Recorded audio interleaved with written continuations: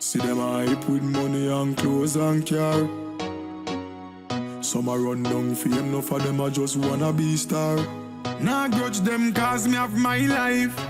And me say health and strength over everything. J'aimerais dire à la prochaine génération, tout est véritablement possible. Tout est véritablement D'accord, possible. tu me l'as dit, mais qu'est-ce qui ferait que... Il faut accepter parfois de s'affranchir des codes culturels que l'on a. Il faut accepter parfois de se mettre vraiment en danger. En danger dans le sens où on quitte peut-être nos racines, on quitte un peu notre pays, on se retrouve dans l'inconnu, on sort vraiment de notre zone de confort et on accepte d'accepter aussi parfois les mains tendues des autres. Some a run down fame, enough of them a just wanna be star. Nah grudge them cause me have my life. And me say health and strength over everything.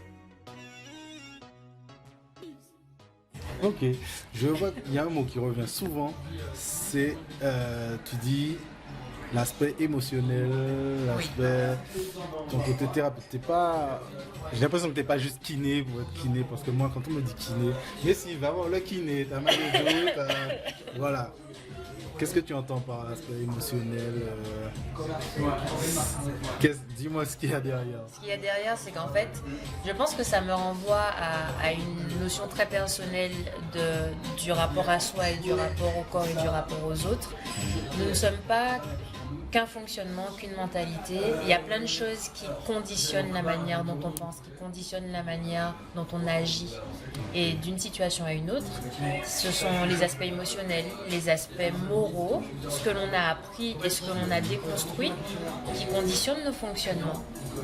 Donc je ne peux pas considérer un entrepreneur juste comme un entrepreneur. Je vois aussi la personne qui sent, la personne qui respire, la personne qui pleure, la personne qui transpire. C'est un tout.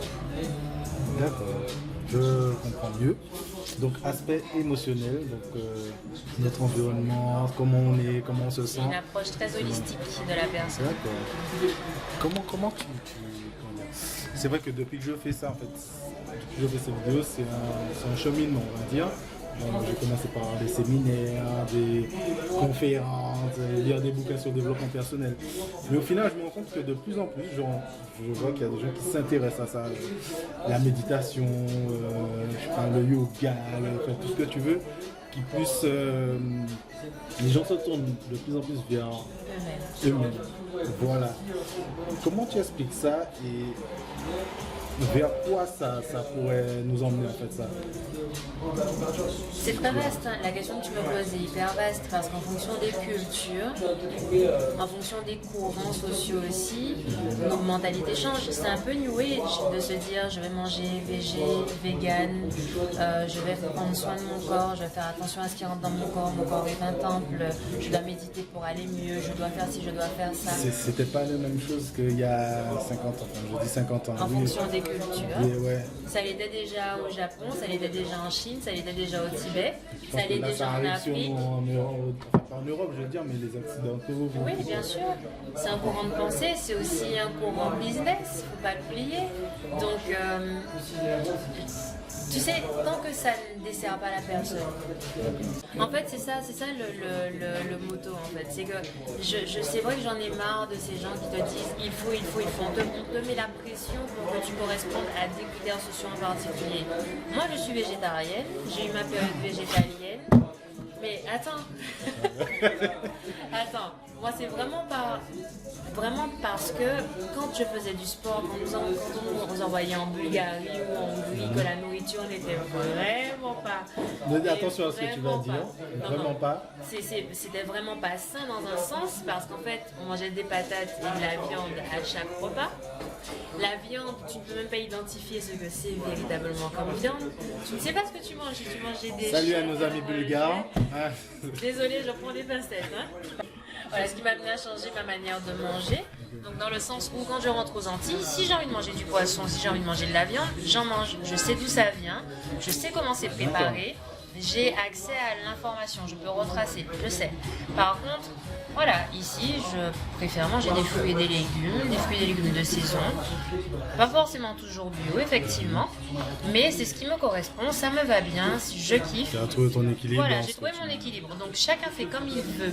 Donc si quelqu'un à côté de moi est un fanat de viande, un mordu de la viande cuite au sel, ou voilà, les gens passent. Ah ouais. Qu'il le fasse. Mhm. Qu'il le fasse parce que je préfère des gens heureux avec ce qu'ils mangent, ce qu'ils vivent, ce qu'ils sentent, plutôt que des gens qui se disent allez, il faut que je sois vegan, il faut que je fasse du yoga à 5h du matin, en mode miracle morning tout le temps, et puis qui sont lessivés, En même fatigués. temps, je me dis ça d'accord, mais venant d'une sportive, de quelqu'un d'assez rigoureux et tout, si tu t'étais réveillé à 9h30 tous les matins et que tu n'aurais pas eu les résultats... Ah ben écoute, je n'aurais pu en vouloir qu'à moi. Moi, je prends mes responsabilités à ce niveau-là. Au final, est-ce que vraiment ces gens-là sont heureux ou... Tu me disais tu préfères avoir quelqu'un heureux qui mange tout ce qu'il veut, qui fait... Mais bien sûr. Mais en fait, si tu veux, quelqu'un qui veut des résultats va fournir le travail pour, n'est-ce pas? C'est valide dans n'importe quelle société.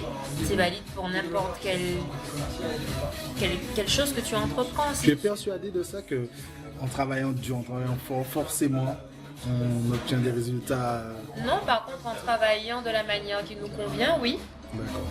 En fait, c'est un peu le message que je fais passer. Moi, ça me convenait d'être rigoureuse, ça me convenait d'être rigide dans la manière d'aborder le sport. Pour quelqu'un d'autre, ça sera de... Pour le sport, c'est... Bon, le corps, hein, il doit quand même s'habituer à une certaine contrainte. Donc, voilà. Mais pour d'autres secteurs, si pour quelqu'un c'est travailler 2 heures dans la matinée et puis après, boum, c'est rentré, si c'est comme ça que son corps fonctionne comme ça. Voilà. Chacun fait ce qu'il a besoin de faire pour réussir. Ok, comment, par rapport à ça, chacun fait ce qu'il a besoin. Comment tu as pu obtenir cette rigueur, mais justement ne pas te laisser polluer par ton environnement? Je veux dire, certes, tu m'as dit que tu as évolué dans un environnement qui t'a poussé quelque part à être ce que tu es aujourd'hui, mais tu as bien sûrement dû faire face à un environnement nocif. Et comment tu as fait pour justement, si après tu as eu ça, si peut-être que tu n'as pas été confronté à ça? On va dire que je ne peux pas mentir. Pour des raisons que je ne connais pas ou sur lesquelles je ne peux pas mettre la main pour le moment, je pense que l'univers a toujours bien fait les choses. La bonne étoile. Dès que quelqu'un n'était pas dans une démarche de bienveillance, forcément, la relation s'évanouissait d'elle-même. Par contre, l'intuition prime. Parce que si on ne sent pas quelqu'un, si on se pose beaucoup de questions sur quelqu'un, il y a des raisons de l'écouter, d'écouter l'intuition, de se poser la question véritablement. Qu'est-ce qui me dérange chez cette personne? Qu'est-ce qui me fait avoir des questionnements? Et parfois, j'ai été, je pense, toxique pour certaines personnes. Ma rigueur a pu être toxique, ma rigidité a pu être toxique pour des gens. Parce que, voilà, j'ai pas le temps, j'ai pas envie de faire ça, j'ai pas envie de faire ça. Alors que des gens voulaient peut-être m'approcher, voulaient peut-être fonder des choses avec moi, professionnellement ou sportivement, et moi j'étais comme un mur, tu vois, c'était une sorte d'armure. Donc j'ai pu être toxique aussi. Ok. Bon, en clair, on t'aidera que c'est faire ce qu'on a envie de faire. Oui, tant que ça ne dessert pas les autres. Et puis, tant que tu es assez honnête envers toi-même, je pense. Tu vois, pour te lever le matin, te dire, bon, j'en ai envie. Et puis, quand tu n'en as plus envie, tu n'en as plus envie. Et c'est là où on arrive à la suite de l'histoire sur ma période de boxe. Parce qu'en fait, j'ai été championne de France 6 mois après ma licence. Donc, j'ai pris une licence en septembre. J'ai passé mes championnats en février. Formalité, en fait. Si on parle tellement... J'avais rien à faire, donc... Pourquoi pas championne de France, quoi. Non, la différence, c'est que j'ai vraiment eu l'intuition que je l'étais et que je le serais.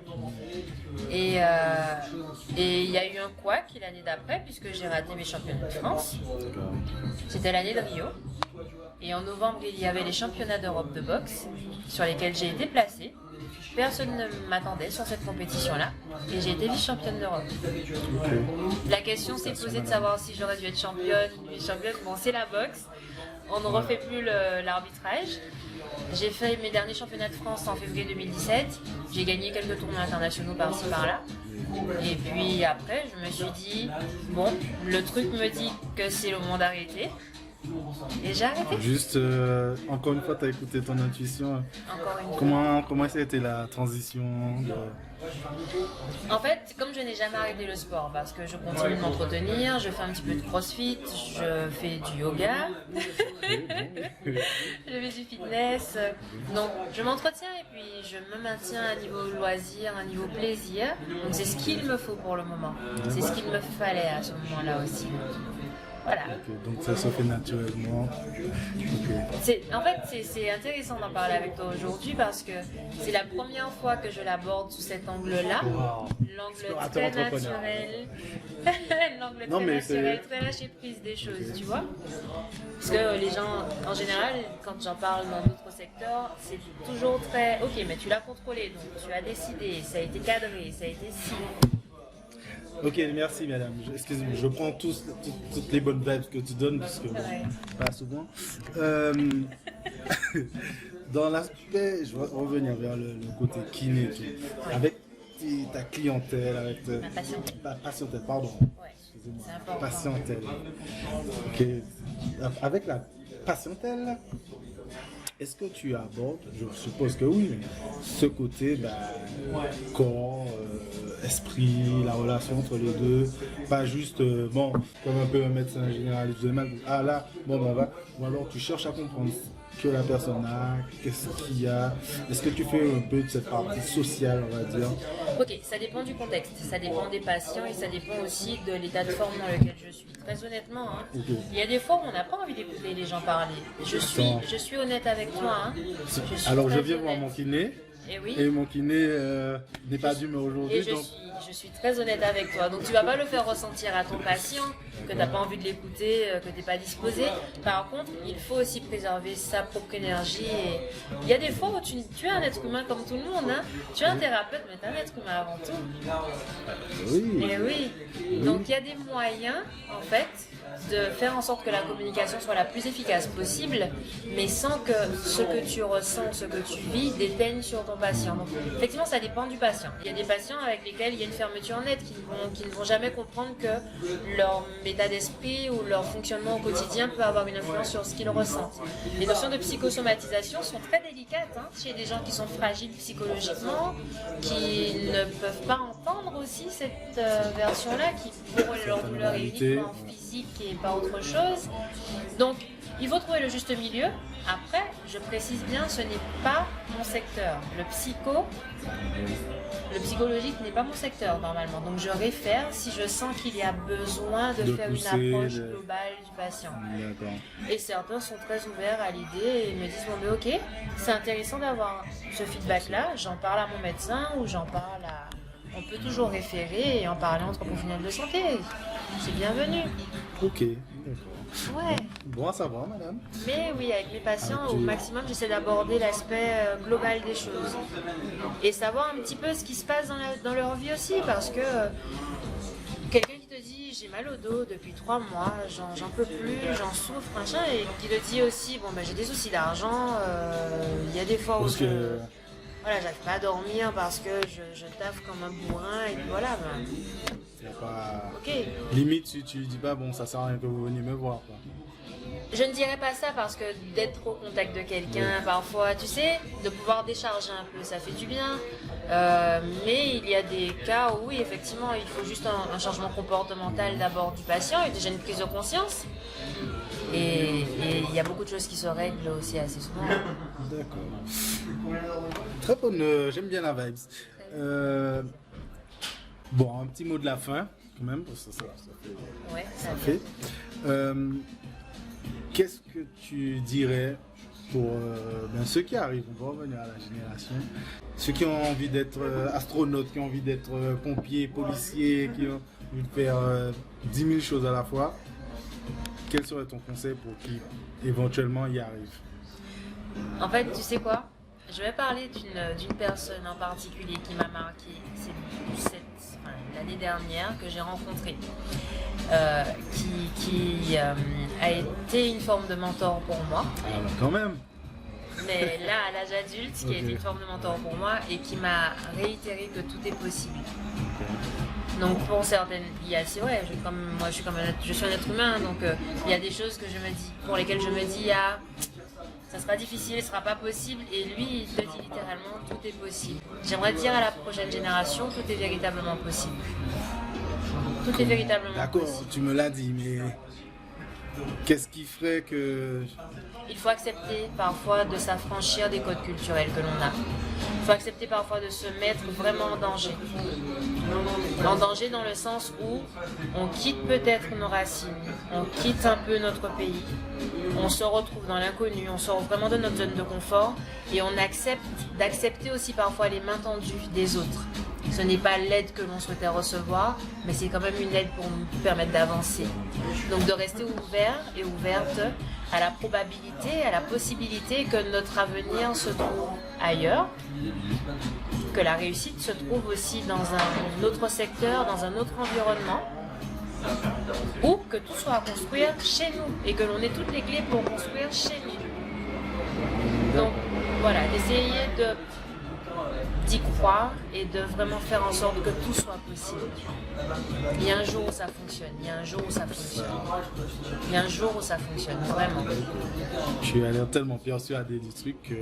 Parce que je m'en sers au quotidien, même quand je fais face à mes propres doutes, et où je me dis, il y a un jour où ça fonctionne, et il y a un jour où ça va fonctionner, mais très fort, très bien, à la hauteur de ce que j'ai vraiment envie, de ce dont j'ai vraiment envie. Nickel.